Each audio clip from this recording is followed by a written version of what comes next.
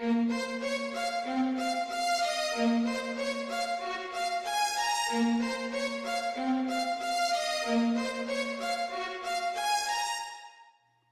huddle broke.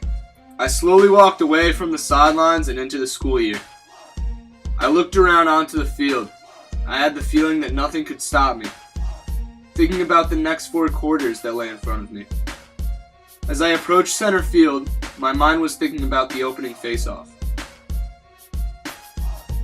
The face-off is like the spotlight, only on you. It is your individual effort that leads you to win or lose possession. Each of us entered English that day with a spotlight on us. It was our individual effort that was being tested on that first day of school. Would we win or lose? Only time would tell.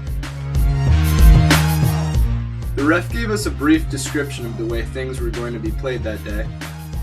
It was all the normal stuff. He said, "We'll go down together. I'll give you time to set. On my whistle, we play. Play smart, play fair, play clean. Alright, boys." Mr. Ricardo, yes, the beautiful man in the middle, explained the roots of English 117. And after, that's when I realized that this game needed to be played one sequence at a time. But before my mind could even process, the ref announced, "Down, set," and the game was on. English 117 had begun. The first quarter. I immediately clamped my stick on top of the ball. I went all in, trying to get my head around English 117 as a whole and understand what it was all about. I tried so hard on every essay, trying to sound professional, yet I always found myself falling short. My tone of language was all over the place. In one of my essays, I went from talking in the first person to the third person, then to the first again, and somehow hitting the second along the way as well. My writing had no flow. It was choppy, adding comma splices and putting choppy sentences in almost all of my essays. Looking back today as to where I was during the clueless first couple months of this vigorous class, I simply laugh and admire the immature and horrible writing that I had once written. But there was no time to laugh. I had a game to play. Quarter number 2. The ball was finally under my pocket, and I had a grip of the ball. A quarter of the school year was over, and I finally had a better sense of English 117. I popped the ball out from underneath me. I caught the ball on my stick, jogging at first, making sure that the ball was secure. But then I began to run. I began to run with the ball, and I ran even faster with my writing. I wrote about my emotions and almost everything that came to mind in quarter 2.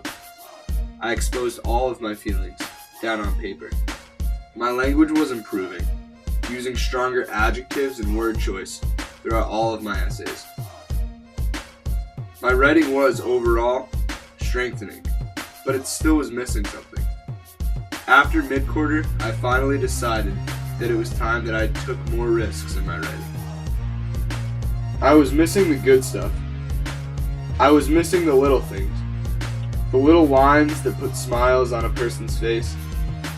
The little sentences that keep the reader's eyes moving down the page. The little lines that just kept that reader reading until he couldn't read anymore.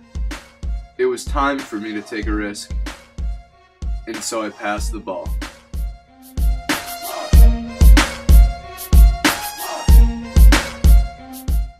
The third quarter. The pass that I threw came right back my way. I was nearing the goal, but now I was versatile and more comfortable with the ball. At this point in time, as an English student, I really knew who I was. I was able to write my mind and freely express myself through my words in every essay that I wrote during the third quarter.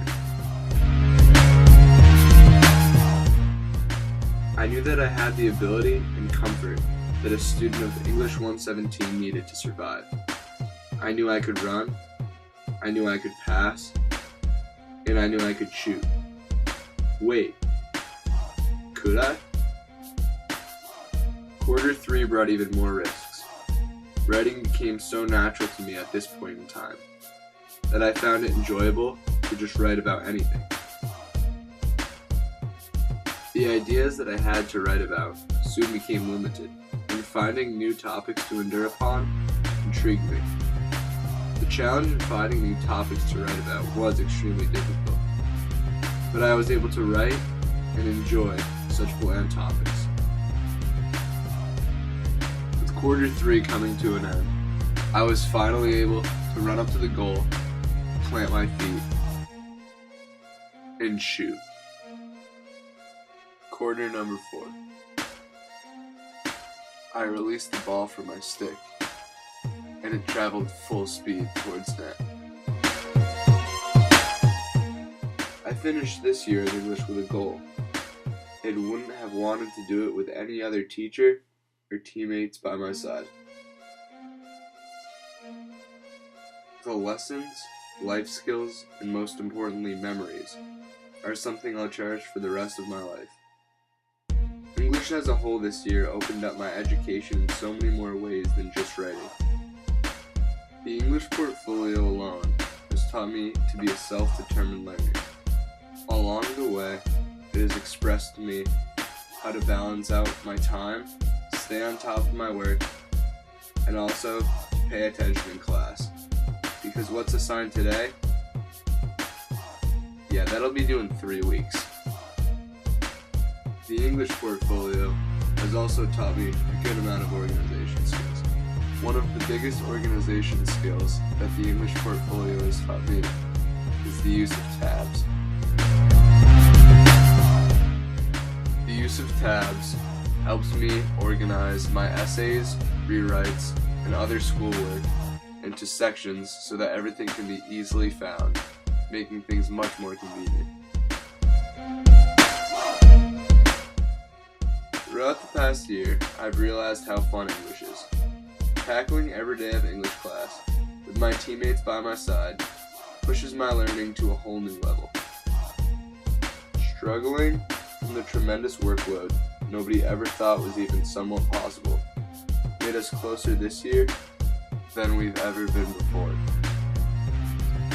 As an individual, I feel extremely accomplished and would do it all over again in a heartbeat, because all the skills I learned along these past 10 months will truly last me a lifetime.